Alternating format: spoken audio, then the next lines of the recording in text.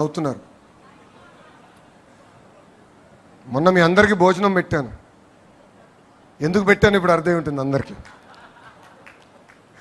మనం ఇక్కడి నుంచి గేరు మార్చాలి. 2 సంవత్సరాల హనీమూన్ పీరియడ్ అయింది. ప్రజల ఆశతో మనందరినీ గెలిపించారు. ఒక అద్భుతమైన పరిపాలన అందించాలని మనం గెలిపించారు.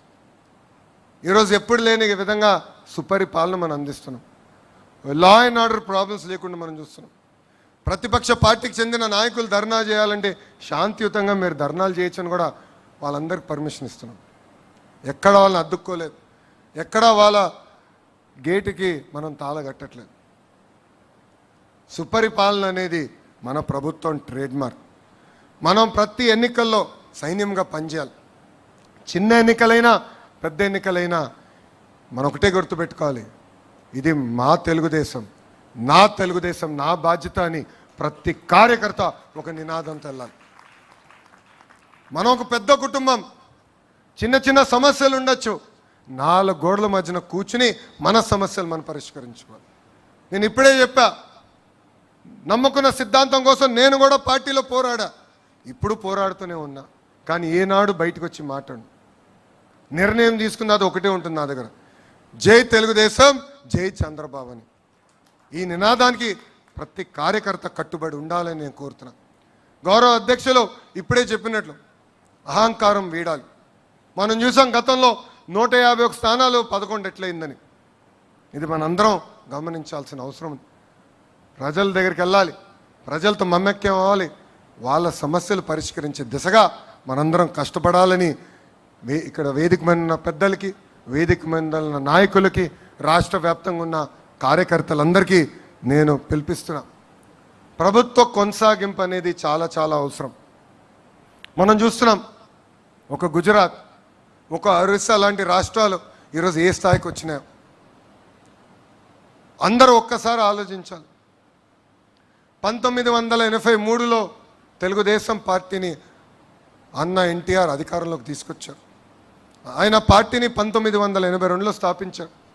ఈరోజు ఈ మీటింగ్ వచ్చే ముందల ChatGPTలో కొట్టా. 1982లో హ్యూమన్ డెవలప్మెంట్ ఇండెక్స్ తలసరి ఆదాయంలో ఆంధ్ర, ఒరిస్సా రాష్ట్రం ఎలా ఉండేదని. దాంట్లో మీరు చూస్తే చాలా పారామీటర్స్లో ఆంధ్ర రాష్ట్రం, బీహార్ ఒకే రకంగా ఉంది. మన తలసరి ఆదాయం అప్పుడు కేవలం 10 నుంచి 15% ఎక్కువ ఉండేది. అలాంటిది తెలుగుదేశం పార్టీ అధికారంలోకి వచ్చింది కనుకనే, ప్రజలు ఆశీర్వదించి దీవించి మనకు అవకాశం ఇచ్చారు కనుకనే ఈరోజు ఆంధ్ర రాష్ట్రానికి ఈ స్థాయి వచ్చింది. ఇంకా బీహార్ వెనకబడే పరిస్థితికి వచ్చింది. అదే కానీ ప్రభుత్వం కంటిన్యూస్గా తెలుగుదేశం పార్టీ వచ్చి ఉంటే ఇంకా ఆంధ్ర రాష్ట్రం ఏ స్థాయికి వెళ్ళేదో ప్రజలందరూ ఒక్కసారి ఆలోచించారు. సో ప్రభుత్వ కొనసాగింపు అనేది చాలా చాలా అవసరం. కార్యకర్త దగ్గర నుంచి వేదిక మీద పాలిట్ బ్యూరో సభ్యుల వరకు అందరం కష్టపడాలి. ఈరోజు ఆంధ్ర రాష్ట్రంలో డబుల్ ఇంజిన్ బుల్లెట్ ట్రైన్ సర్కారు పనిచేస్తుంది. ఇతర రాష్ట్రాల్లో నమో అంటే నరేంద్ర మోడీ గారు, కానీ ఆంధ్ర రాష్ట్రంలో నమో అంటే నాయుడు గారు, మోడీ గారు జోడి. మనందరం చూసాం, ఎన్నికల ముందల మన అధ్యక్షులు చంద్రబాబు నాయుడు గారిని జైల్లో పెడితే నాకు ఒక అన్నగా నిలబడిన వ్యక్తి మన పవన్ అన్న. నాకు ఇప్పుడు కూడా బాగా గుర్తు. ఆనాడు జడ్జిమెంట్ వచ్చి చంద్రబాబు నాయుడు గారిని ఏకంగా రాజమండ్రి జైలుకు పంపిస్తుంటే నాకు ఫోన్ చేసిన మొదటి వ్యక్తి పవన్ అన్న. ఆనాడు నాకు ఫోన్ చేసి ఒకటే చెప్పాడు, అన్నగా నీకు అండగా నిలబడతా, నిన్ను ప్రోత్సహిస్తా, నీకు ఏ సమస్య ఉన్నా నాకు ఫోన్ చేయి తమ్ముడు అని చెప్పారు. అందుకే మన జరిగిన ఎన్నికల్లో 3 పార్టీలు కలిసికట్టుగా పోటీ చేసిన. కోటి సభ్యులు నా కుటుంబం ఇప్పుడు ఇంకొంచెం పెద్దగా అయింది. ఇప్పుడు 3 పార్టీలు, కార్యకర్తలు మన సొంతమయ్యారు. కలిసికట్టుగా పనిచేయాలి. చిన్న చిన్న సమస్యలు ఏమున్నా మనం మన సమస్యలు పరిష్కరించుకోవాలని కార్యకర్తలందరికీ నేను పిలిపిస్తూ, ఈరోజు డబుల్ ఇంజిన్ బుల్లెట్ ట్రైన్ సర్కారు ఉంది కనుకనే విశాఖ ఉక్కుని కాపాడుకున్నాం, విశాఖ రైల్వే జోన్ ఏర్పాటు చేసుకున్నాం, త్వరలో కర్నూలుకి హైకోర్టు బెంచ్ తీసుకొస్తున్నాం, ఫైటర్ జెట్ తయారు చేసిన పరిశ్రమలు మనం తీసుకొస్తున్నాం, ఏకంగా అమరావతి, పోలవరానికి రావాల్సిన నిధులు కూడా మనం తీసుకొస్తాం జరిగింది. ఇంతేకాకుండా నేను వర్కింగ్ ప్రెసిడెంట్ కరెక్ట్గా అయ్యి నెల కరెక్ట్గా నెల దాటింది.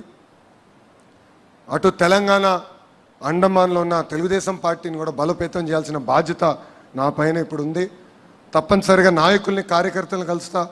అక్కడున్న కార్యకర్తల నాయకులందరూ కూడా ఒకటే పిలిపిస్తున్నా, పార్టీ ఏ కార్యక్రమం ఇచ్చినా మనం జయప్రదం చేద్దాం, కలిసికట్టుగా పనిచేద్దాం.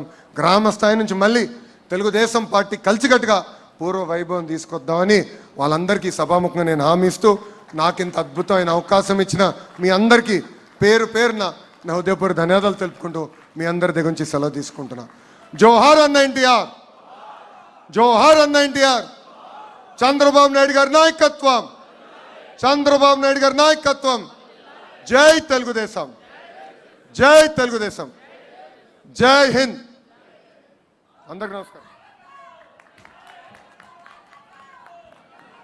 అద్భుతమైనటువంటి ప్రసంగంతో కార్యకర్తల్లో, తెలుగు యువతలో, తెలుగు మహిళల్లో నూతన ఉత్సాహం, ఉత్తేజం నింపినటువంటి మన Telugu Desam party national working president Nara Lokesh అన్న గారికి మరొక్కసారి మహానాడు వేదికగా తెలుగుదేశం పార్టీ కుటుంబ సభ్యులు కోట్లాది మంది ప్రజల తరపున హృదయపూర్వకమైనటువంటి అభినందనలు తెలియజేసుకుంటున్నాను.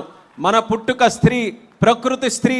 అటువంటి స్త్రీని గుర్తించడంలో తెలుగుదేశం పార్టీ ఎల్లప్పుడూ కూడా ముందంజలో ఉంది. నాటి నందమూరి తారక రామారావు గారి దగ్గర నుంచి, నారా చంద్రబాబు నాయుడు గారి దగ్గర నుంచి ఈరోజు నారా లోకేష్ అన్న గారు నెల తిరుగుతూనే వర్కింగ్ ప్రెసిడెంట్గా ఒక చరిత్రాత్మకమైనటువంటి నిర్ణయం తీసుకొని ఒక రాజకీయ పార్టీగా ఎలక్షన్లలో 33% రిజర్వేషన్ మహిళలకు ఇస్తామని